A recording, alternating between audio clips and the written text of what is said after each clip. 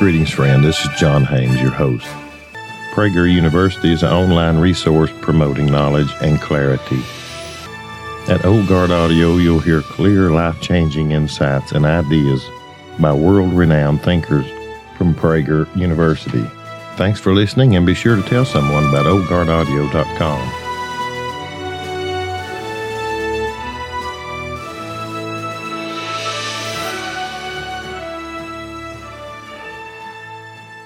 Once there was a South American country with a promising future. It had a functioning democracy, a rapidly developing economy, and a growing middle class. All the important indicators, including education, healthcare, and foreign investment, were pointed in the right direction.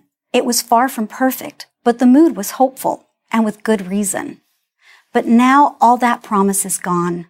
The country is a failed state, a hollowed-out shell of its former self. Services like power and water are sporadic. The most basic consumer goods, from bread to toilet paper, are in chronically short supply. Crime has skyrocketed. Freedom of the press is almost non-existent. Democracy has been replaced by a virtual dictatorship. The country is, I'm sorry to say, my beloved Venezuela, a place in which my family has deep roots. I can tell you what happened to it in one word: socialism. In 1999, then candidate for president Hugo Chavez promised to lead the people of Venezuela to a socialist paradise. His theme was Esperanza y Cambio, hope and change. Venezuela is a nation of great wealth, Chavez said, but it's being stolen from its citizens by the evil capitalists and evil corporations. This wrong would be righted, he assured the voters, if they elected him. And they did, to their everlasting regret. Chavez drew inspiration from his mentor, Fidel Castro. Like his mentor, he enjoyed giving speeches that sometimes lasted as many as 7 hours. He even gave himself his own weekly television show, where he would spontaneously break into song. Here's a rule: when your nation's leader starts singing on national television, you're in trouble. Under Chavez, the government of Venezuela took over industry after industry. The government, he assured everyone, would run these businesses better than private enterprise, and the profits would be shared by the people. With great fanfare, he tore up contracts with multinational oil and gas companies and demanded that they pay much higher royalties. When they refused, he told them to leave. They did. His image was burnished by Hollywood celebrities who flocked to see the great work he was doing, taking money from the rich and giving it to the poor. Progressive politicians from the U.S. and Europe also praised him, lavishly.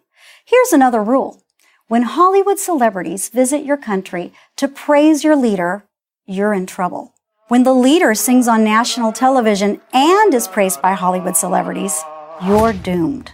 Socialism always works in the beginning, so people are fooled in the beginning. It's easy for governments to confiscate money, but eventually, there's no more money to confiscate. In the case of Venezuela, I mean that literally. People who could get money out of the country did. Many left the country altogether. Nearly 2 million, according to Venezuelan sociologist Tomás Paez. The wealth creators continue to create wealth, but they created it somewhere else, Miami or Madrid, and other places around the world.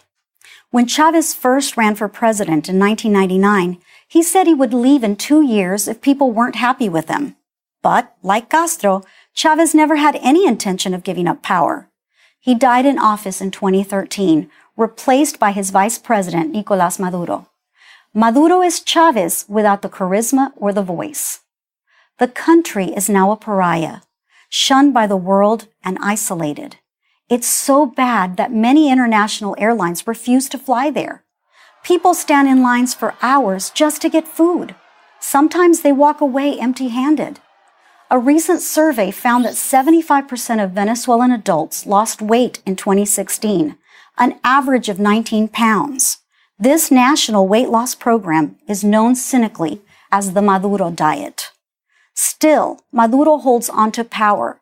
Opposition leaders and journalists who report the truth are jailed.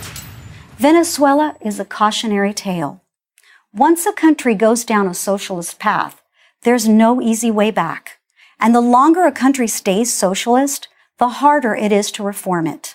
Venezuela has been socialist for 2 decades.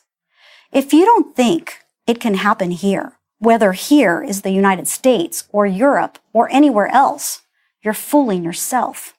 When people get used to depending on the government, no matter how poor they remain, that dependency is hard to break. That's why you should never buy the socialist lie. Socialism is a drug. And like a drug, it feels great at first, but eventually it will ruin your country, just like it ruined Venezuela. I'm Debbie D'Souza for Prager University. Thank you for watching this video. As a nonprofit, PragerU relies on donations from viewers like you. Please consider making a donation. Once again, many thanks for being a part of Old Guard Audio. Visiting the website at oldguardaudio.com and clicking on my Amazon links will help offset the cost of bringing you the broadcast. Thanks again, and be sure to tell someone about oldguardaudio.com and drop me a note at john@oldguardaudio.com.